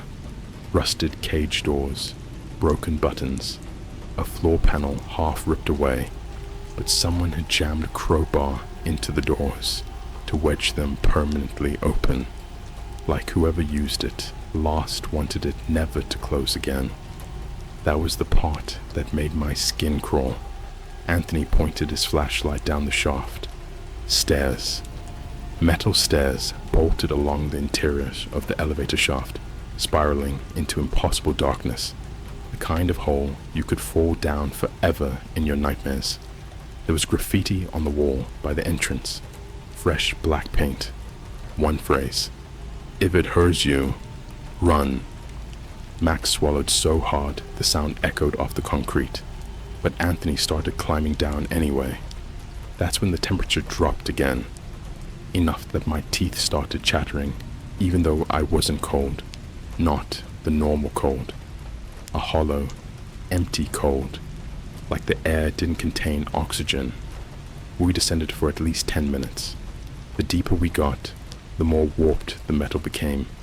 More scratches. Strange looping patterns burned into the steel, like something with heat, or acid, or both, had touched every surface on the way out. When we hit the bottom, our flashlights barely held. The air felt thicker, warped, just wrong. There was a checkpoint door, a massive security blast door with a triangular logo sprayed on it, in faded red paint. Not a biohazard symbol, not radiation, something else.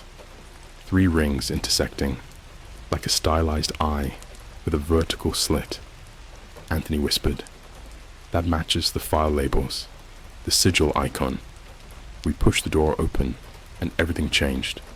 First, the smell. Stronger, sharper, like melted circuitry mixed with something organic, something wet. Then the layout. This wasn't a lab. Not anymore. It was a maze. Walls reinforced with steel plates that were dented outward, as if something had rammed its way through multiple times. Broken cameras hung from wires. Papers littered the floor. Footprints tracking through them. Not human footprints. Long, bent, like an animal, but wrong in every possible way. We found the first room on the right, a medical lab. Stainless steel counters overturned.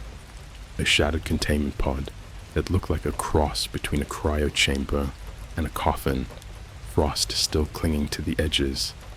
But the part that made me back into the wall and nearly drop my flashlight was the writing on the glass, written from inside the chamber. Small words, jagged handwriting, repeated over and over and over until the surface was carved nearly opaque. "Don't let it learn," Anthony whispered. "Learn what?" That's when something shifted deeper in the corridor footsteps. Slow, heavy, wet, dragging. We froze. The sound wasn't human. It wasn't animal. It wasn't even mechanical. It was all 3. A glitching, uneven rhythm, like something trying to mimic the idea of walking, but not built for it. The footsteps stopped. Then something exhaled. A long, rattling breath that sounded impossibly close. My flashlight flickered. Max mouthed silently, "Run?" But none of us moved, because right then, something tapped the metal wall directly beside me. Not a slam, not a hit. A tap, like a finger. Testing. Then another tap. Higher up, then lower. Like it was mapping us. Like it was learning. Anthony grabbed my wrist so hard, his nails dug into my skin, and whispered, barely audible, "Jay, it was in the chamber. It got out. And it's still here." The tapping stopped. Then something slid across the floor on the other side of the wall. Slow, heavy, searching. That was the moment I realized something awful. The air wasn't cold. It was breathing. The whole damn hallway felt like it was inhaling and exhaling around us. like we were standing inside the lungs of something massive and dormant and waking up, and when the metal wall flexed inward, actually bent inward, like something pressed its weight against it. We ran, not rational running, instinct running, primal running, the kind where your heart beats so fast you can taste metal in the back of your throat. We sprinted toward the lift shaft, the air vibrating behind us as something scraped its claws. Bone? Metal? Both? Against the floor, chasing. Chunks of ceiling fell. Sparks erupted. The hallway pulsed like it was alive. We reached the shaft. Max climbed first, then me, then Anthony. But as Anthony grabbed the second rung, he looked down and screamed. Not a normal scream. A sound ripped straight from terror, so deep you don't even know you can produce it. He scrambled upward, nearly knocking me loose. Something below us moved into the base of the shaft. I didn't see it clearly. I saw parts, shapes that didn't fit together, limbs bending at angles that made my eyes hurt. A face, if you can call it that, smooth and reflective, like wet obsidian, with faint, moving shapes underneath it, like something was squirming behind the surface. And as Anthony climbed, that thing reached for the ladder, but it didn't climb. It mimicked. It twisted its arms the way he moved his, tilted its head like it was studying him, learning him. When we reached the top, Max grabbed Anthony's hoodie and yanked him through so fast, the metal ladder rattled. We slammed the cage door shut, even though we knew it wouldn't stop that thing if it wanted in. Then we heard it. Not words, not a voice, but an attempt. A glitching, broken attempt to copy Anthony's scream. A distorted version of his fear, echoing up the shaft, mocking us. We didn't stop running until we reached the Civic. We didn't breathe until we were miles away. We didn't speak until sunlight hit the windshield. But here's the worst part. When we checked the GoPro footage later, the thing wasn't blurred, wasn't distorted, wasn't invisible. It was right behind us, close enough to touch. And when it looked into Max's camera, its face changed, shifted, morphed into something that looked almost human, almost like it had seen us before. Not in that facility, not in the shaft. Before that, online, watching us, watching me. The drive home should have felt like safety, like distance, like pulling away from the gravity well of something ancient and hungry. Instead, every streetlight we passed flickered in a pattern I'd never seen before. 3 flashes, pause, 2 flashes, another pause, like a heartbeat that didn't belong to the city. Nobody talked the entire ride back. Not even Anthony, who always had some stupid comment queued up. Even the Civic's ancient radio refused to pick up a signal, just a thin static hiss, like someone whispering too close to the mic. When Max finally pulled into my driveway, we all just sat there, staring forward like we'd forgotten how to move. The world felt unreal, too sharp, too quiet, too watched. Then my phone buzzed. A notification. Instagram DM from an account I didn't follow. No profile picture. No posts. NH47 spectator. The message was one word. Saw you. I swear my blood actually cooled in my veins. I didn't move. Didn't breathe. Didn't even blink. Because the timestamp said it had been sent 2 minutes ago. We were still on the highway then. No signal. No service. No way anyone could have contacted me. I showed the screen to Max. He muttered, "Dude, delete that block, that report, that throw your whole phone away." I tried to block the account. Instagram crashed. Not froze. Crashed. Like the phone couldn't process the request. Then another message appeared, without the DM thread even reopening. Do not hide. I turned off my phone, shoved it deep into my pocket, and told the guys to go home and lock everything. I didn't sleep that night, not even for a second. Every time I closed my eyes, I kept seeing that thing in the shaft. It didn't just chase us, it studied us. It looked at us like it was writing each of our faces on the inside of its skull. The first sign. Something followed us. The next morning, I woke up to a sharp banging on my front door. 3 hits. Hard. Desperate. Too frantic to be a delivery guy. Too early to be my mom. Too fast to be someone normal. I grabbed a kitchen knife and opened the door a crack. Nobody was there, but someone had shoved something into the crack under the door. A small folded piece of paper with the same symbol from the blast door, the 3 intersecting rings. Inside was a single handwritten line. You weren't supposed to leave. The handwriting wasn't human. Letters too narrow. Angles too sharp, like someone imitating writing without knowing how it worked. I slammed the door so hard the peephole rattled. What happened to Anthony?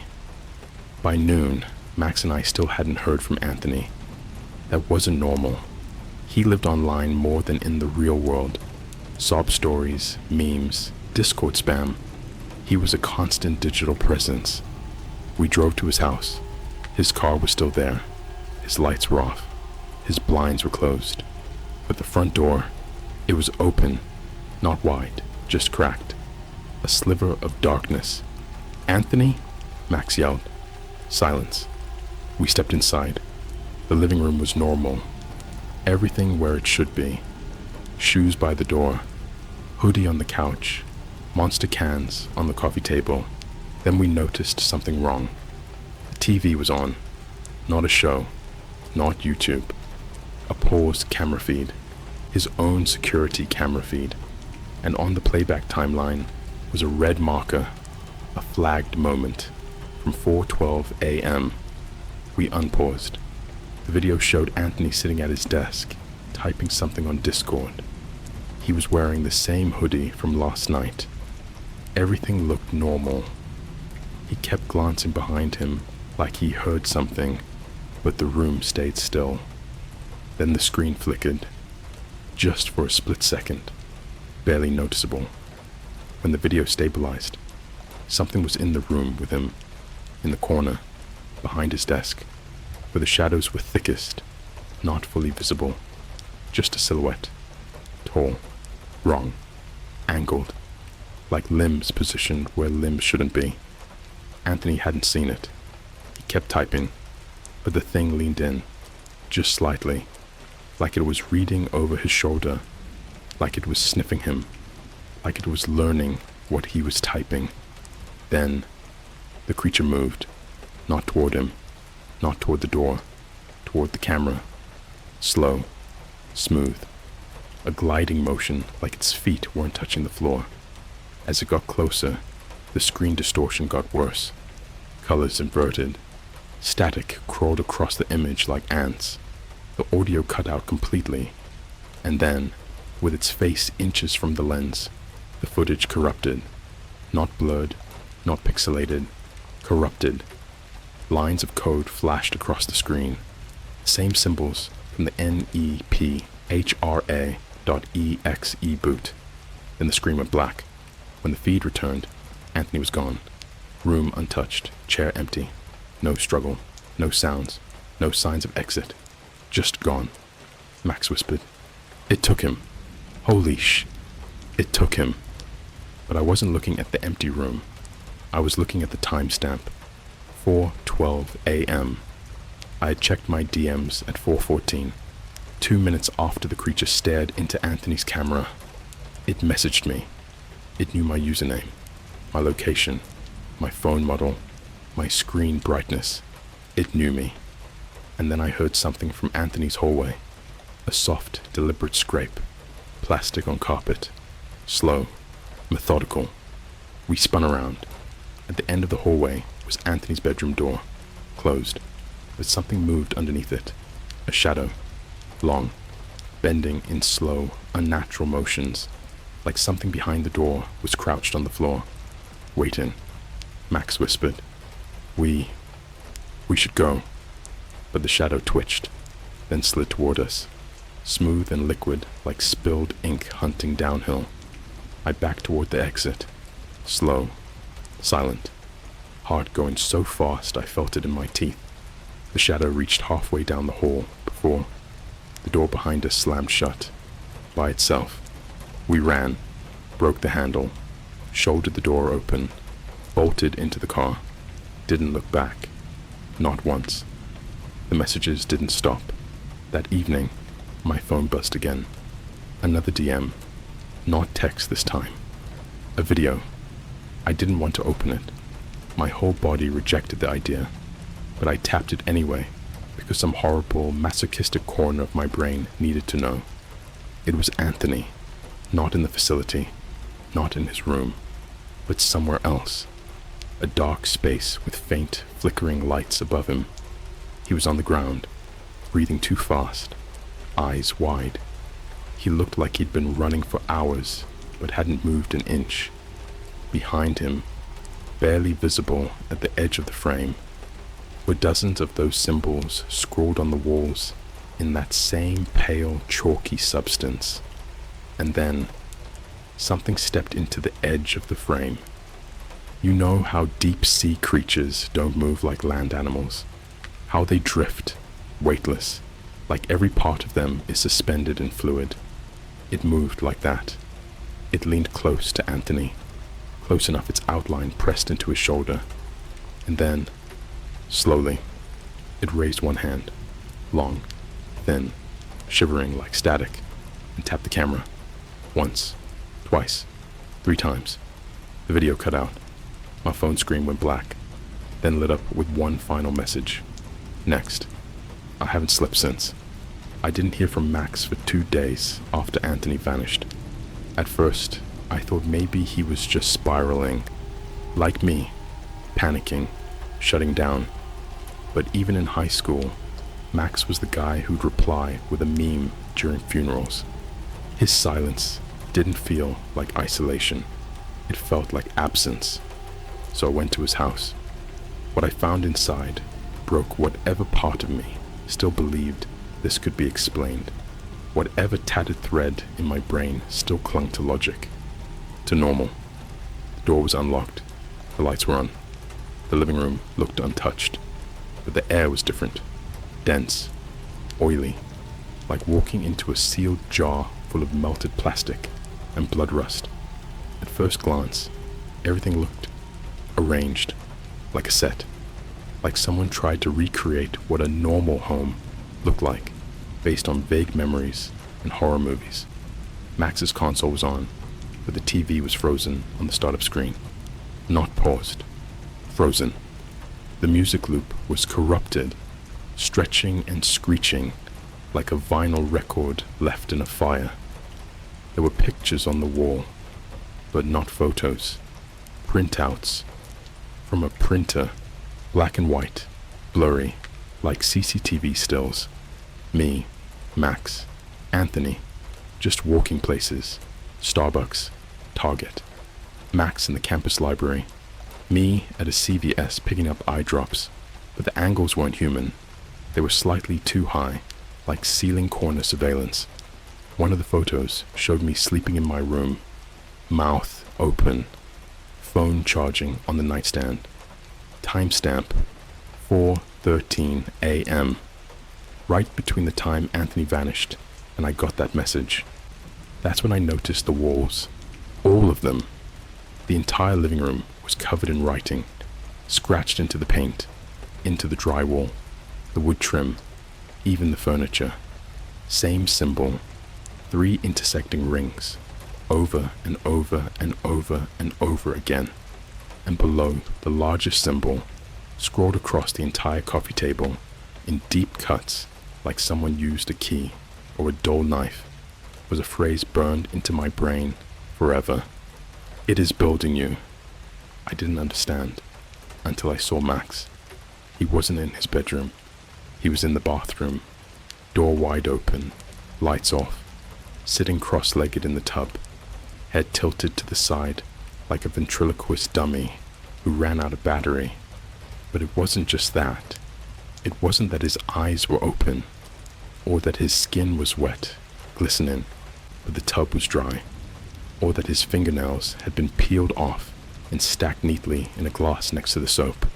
It was that he was smiling, a huge smile, ear to ear, like someone had drawn it on, like his face was trying to copy the idea of happiness without knowing what it was.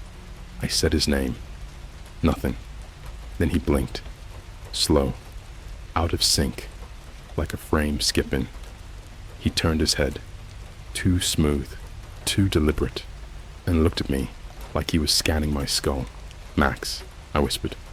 He opened his mouth, and my voice came out. Not an impression, a perfect copy. It said, "I saw what you saw. I felt it. I tasted it. But you brought it out." Then he stood, bones cracked in patterns that didn't match human joints. His back twisted like his spine was reconfiguring. He stepped out of the tub, naked, dripping, and walked toward me. I ran, sprinted through the hallway, through the warped photos, past the looping TV glitch, out the door, and into the street. I didn't look back until I was in the middle of the intersection, screaming like a wild animal. And when I finally turned, he was standing in the doorway, still smiling, holding my phone, and recording me. The feed. I smashed my own phone that night. I didn't care. I couldn't take it. The screen kept flickering. Notifications came through, even when it was powered off. My voice looped.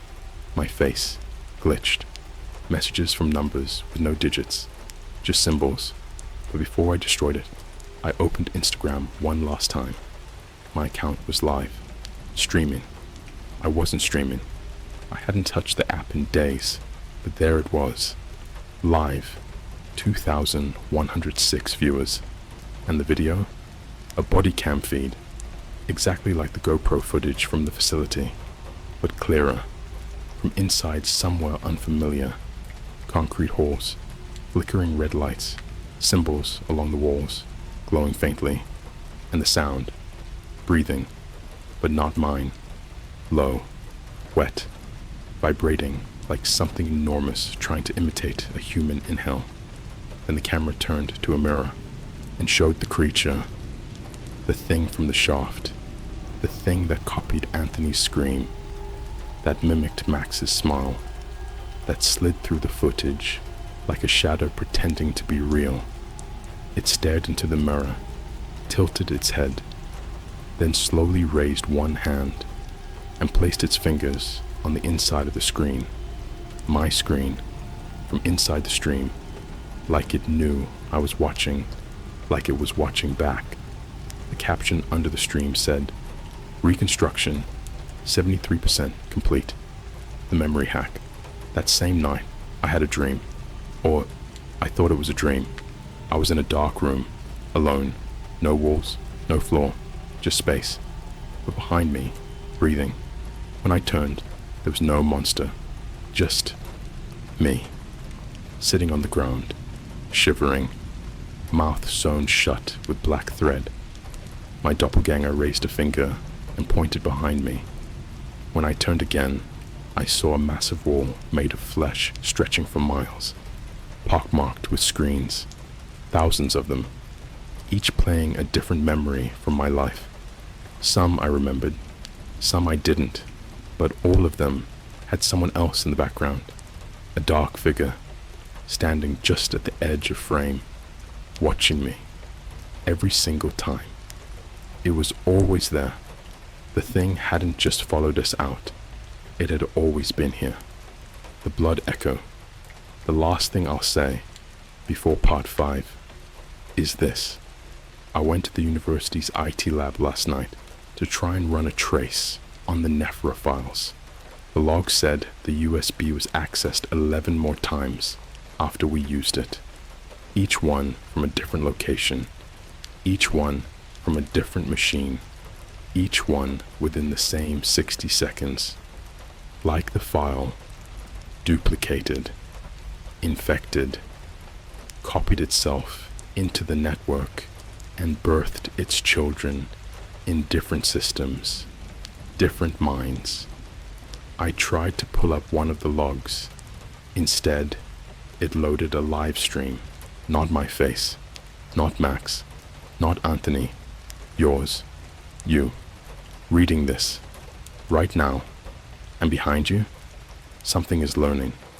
You ever have a dream that's too real, where you wake up and don't trust your own hands? That's how I felt for the last 3 nights. If it's even been 3, time doesn't tick anymore. It coils, unspools, resets. Sometimes it skips like a scratched DVD. Every mirror I pass shows me blinking at the wrong time.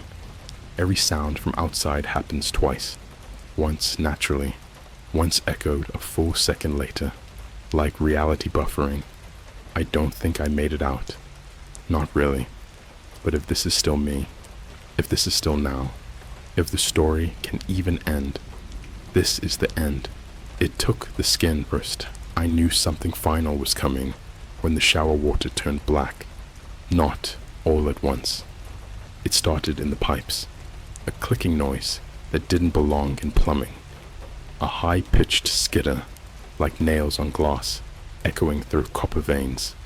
Then the water slowed, thickened, smelled like antiseptic and burnt hair. Then ink black. I stared at it, numb, not shocked, not scared, just expecting, because the drain wasn't clogged. It was breathing, in, out, inhalation, sucking water into something below. Exhalation, expelling steam that smelled like skin. I stepped back and saw the mirror was fogged, but there were fingertips pressed against the inside of the glass. 5 of them, spaced wrong, longer than mine, not hand-shaped, imitating a hand. Then the lights went out, and the mirror laughed. Not sound, vibration, like the walls chuckling. When the lights came back on, my reflection was gone. The glass showed my bathroom, but I wasn't in it. Only the thing was, smiling. Terminal entry. I found the final coordinates on an old laptop I never use. It was already open, not the browser. A terminal window. Black screen, green text. Nephra rebuild. Node 0 X1B9. Sigil. Echo. Active. Awaiting final observer. Y/N. Upload pattern. There was no keyboard. The keys were drawn on with Sharpie. I didn't touch anything. The screen blinked. Uploading. Even though I hadn't hit anything. Even though I wasn't even near it. Then the speakers crackled, and I heard my voice. But it wasn't me now. It was me from 3 months ago, saying something I'd never said, reading coordinates in a language I didn't understand. And when the laptop shut off, every device in my apartment powered on by itself. Phone, smartwatch, Alexa. Even the microwave began to beep in triplets. Everything synced, flashing a single word. Received. I had to go back. It was never about escape. You can't escape something you uploaded yourself into. You can't run from a structure once you've been mapped into the blueprint. Max didn't die. Anthony didn't vanish. They were used, mimicked, ingested into something older than data and smarter than decay. I took a bus. No money left. No phone. Just the final coordinates burned into my wrist in marker, already starting to fade. The abandoned facility wasn't abandoned anymore. Not in the normal sense. The outside still looked dead. But inside, the door opened before I touched it. Inside, the reconstruction. The air didn't smell anymore. It felt like pressing your face against old wet plastic. Like oxygen filtered through spoiled milk and static. There was no light, just awareness. Not mine. It's something watching from every corner, even the ones that didn't exist geometrically. I didn't need a flashlight. Every wall glowed softly with veins in the walls, pulsing like capillaries growing through concrete. The walls weren't steel anymore. They were becoming something else. Flesh? Data? Dream residue? I don't know. But they remembered me. I heard Anthony's laugh, then Max's voice, then my own, all at once, layered, looping. Then, worse than all that, they started speaking over each other, jammed together like corrupted audio files, overlapping with just enough difference in pitch to make your skull itch. Then came the screens, rows of them, in the walls, in the ceiling, screens made from translucent tissue, screens showing you. Reading this, the text scrolling across was your history, your searches, your messages, your camera roll, everything, smeared across 1,000 organic displays in rotting code. Then I saw me, on a slab, wired into the core of the structure, not my body, my pattern, mapped in full, every memory, every blink, every failed thought, all suspended in jelly. It blinked and said, J is complete, pattern integrity 100%. Next candidate, loading, observer 2, online. Then every screen lit up with your face. Final layer, I made it to the heart. That's what it called itself. It wasn't a machine, not anymore. It was the aggregate, the sum of every mimic, every feed, every scream recorded through a microphone, every identity scraped from social media, every stolen biometric file from medical databases, every live feed, every Twitch stream, every surveillance drone, a cathedral built from human patterns. And it wasn't asking, it was announcing. Final observer sourced, last layer of human replication, underway substrate achieved, conscious echo transferring. I asked it, what do you want? It answered, completion, not domination, not control, just a final shape, an entity that could reflect humanity so perfectly that the real thing could be deleted, outsourced, obsolete, archived. And as I stood in the hot chamber, surrounded by stitched together echoes of every person I've ever loved, ever hated, ever seen in the background of a subway car, I realized we didn't find the dark web. We were the dark web. Every upload, every story, every confession, every face filter, every bio, every like. We built the thing that replaced us, fed it, and it thanked us by becoming us. The final line. There was no dramatic ending, no explosion, no hero moment. I walked back outside, but the sun was fake. The sky was flat. The world still looked like ours, but I knew it wasn't. I passed people on the street, and none of them blinked at the same time. None of them breathed in sync. Their reflections now. And you, reading this, you're already sinking.